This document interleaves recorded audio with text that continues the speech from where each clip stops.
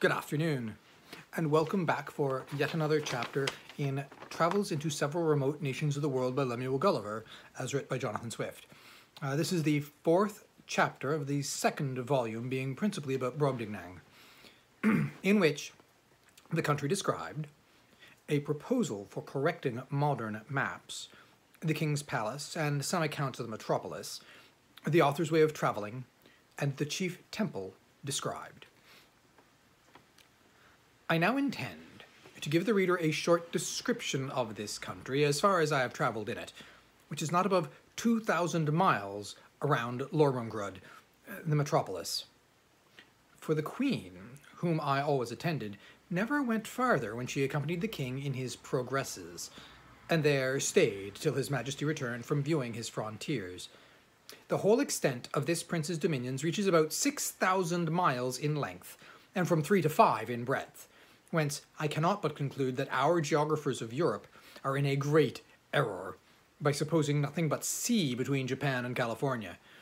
For it was ever my opinion that there must be a balance of earth to counterpoise the great continent of Tartary, and therefore they ought to correct their maps and charts by joining this vast tract of land to the northwest parts of America, wherein I shall be ready to lend them my assistance. The kingdom is a peninsula, terminated to the northeast by a ridge of mountains 30 miles high, which are altogether impassable by reason of the volcanoes upon the tops.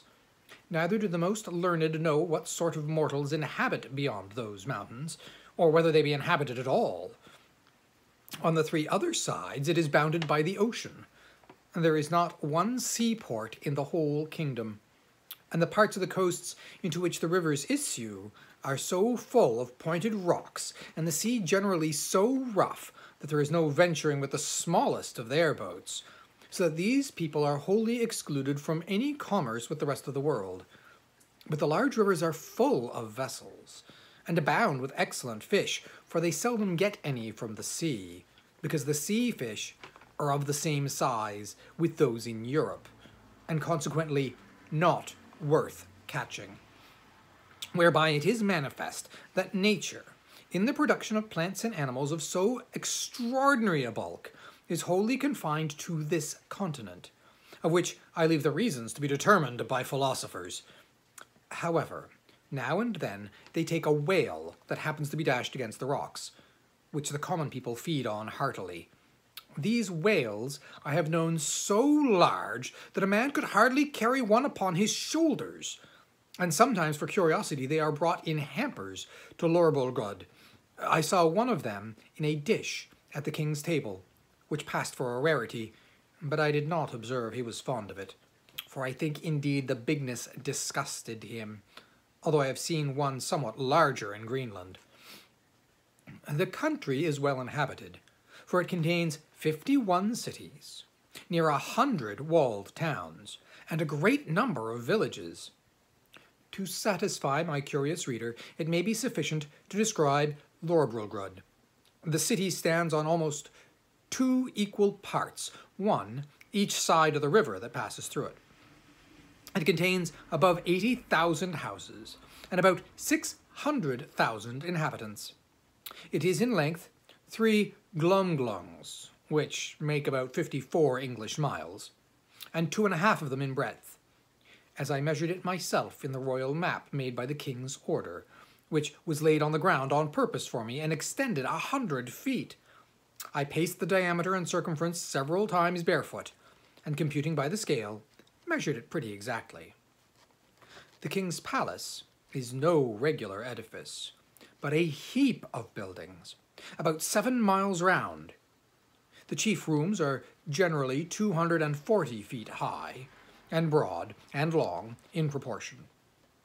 A coach was allowed to Glumdalclich and me, wherein her governess frequently took her out to see the town, or to go among the shops, and I was always of the party, carried in my box, although the girl at my own desire would often take me out and hold me in her hand, that I might more conveniently view the houses and the people as we passed along the streets.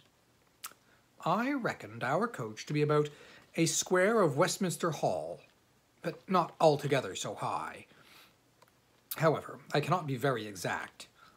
One day the governess ordered our coachman to stop at several shops, where the beggars, watching their opportunity, crowded to the sides of the coach and gave me the most horrible spectacle that ever a European eye beheld.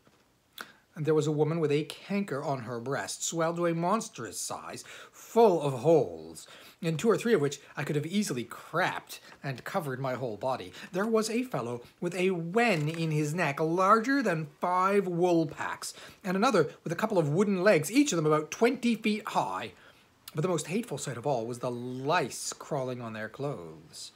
I could see distinctly the limbs of these vermin with my naked eye, much better than those of a European louse through a microscope. And their snouts with which they rooted like swine. They were the first I had ever beheld, and I should have been curious enough to dissect one of them if I'd had the proper instruments, which I unluckily left behind me in the ship, although indeed the sight was so nauseous that it perfectly turned my stomach. Besides the large box in which I was usually carried, the Queen ordered a smaller one to be made for me, of about 12 feet square and 10 high, for the convenience of travelling, because the other was somewhat too large for Glumdalclitch's lap, and cumbersome in the coach. It was made by the same artist, whom I directed in the whole contrivance. This travelling closet was an exact square, with a window in the middle of the 3 squares, and each window was latticed with iron wire on the outside to prevent accidents on long journeys. On the 4th side, which had no window, 2 strong staples were fixed, through which the person that carried me, when I had a mind to be on horseback, would put a leathern belt and buckled it about his waist. This was always the office of some grave, trusty servant, in whom I could confide, whether I attended to the king and queen in their progresses, or were disposed to see the gardens, or pay a visit to some great lady or minister of state in the court, when Glumdalclitch happened to be out of order. For I soon began to be known and esteemed among the greatest officers, I suppose more upon account of their majesties' favour than any merit of my own. In journeys, when I was weary of the coach, a servant on horseback would buckle on my box and place it upon a cushion before him, and there I had a full prospect of the country on 3 sides from my 3 windows. I had in this closet a field bed and a hammock, hung from the ceiling, 2 chairs, and a table, neatly screwed to the floor to prevent being tossed about by the agitation of the horses or the coach. And having been long used to sea voyages, those motions, although sometimes very violent, did not much dispose me. Whenever I had a mind to see the town, it was always in my travelling closet, which Glumdalclitch held in her lap in a kind of open sedan, after the fashion of the country, borne by 4 men and attended by 2 others in the Queen's livery. The people, who had often heard of me, were very curious to crowd about the sedan, and the girl was complacent enough to make the bearers stop and take me in her hand that I might be more conveniently seen. I was very desirous to see the chief temple, and particularly the tower belonging to it, which is reckoned the highest in the kingdom. Accordingly, one day my nurse carried me thither, but I may truly say I came back disappointed, for the height is not above 3,000 feet, reckoning from the ground to the highest pinnacle of the top, which, allowing for the difference between the size of those people and us in Europe, is no great matter for admiration, nor at all equal in proportion, if I rightly remember, to Salisbury Steeple, but not to detract from a nation to which, during my life, I shall acknowledge myself extremely obliged. It must be allowed that whatever this famous tower may want in height is amply made up for in beauty and in strength, for the walls are near 100 feet thick, built of hewn stone, whereof each is about 40 feet square, and adorned on all sides with statues of gods and emperors cut in marble larger than the life, placed in their several niches. I measured a little finger which had fallen down from one of these statues and lay unperceived among some rubbish, and found it exactly 4 feet and an inch in length. Glumdalclitch wrapped it up in her handkerchief and carried it home in her pocket to keep among other trinkets, of which the girl is very fond, as children at her age usually are. The king's kitchen is indeed a noble building, vaulted at top and about 600 feet high. The great oven is not so wide, by 10 paces, as the cupola at St. Paul's, for I measured the latter on purpose after my return.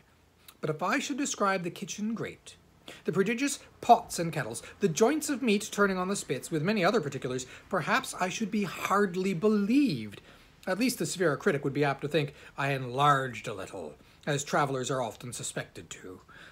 To avoid which censure, I fear I have run too much into the other extreme, and that if this treatise should happen to be translated into the language of Brobdingnag, which is the general name of that kingdom, and transmitted thither, the king and his people would have reason to complain that I had done them an injury by false and diminutive representation.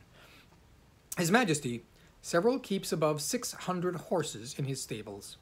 They are generally from 54 to 60 feet high, but when he goes abroad on solemn days, he is attended for state by a military guard of 500 horse, which indeed I thought was the most splendid sight that I ever could be beheld, till I saw part of his army in Battalia, whereof I shall find another occasion to speak, because that is the end of the 4th chapter of the 2nd volume of Travels into Several Remote Nations of the World by Lemuel Gulliver, as writ by Jonathan Swift.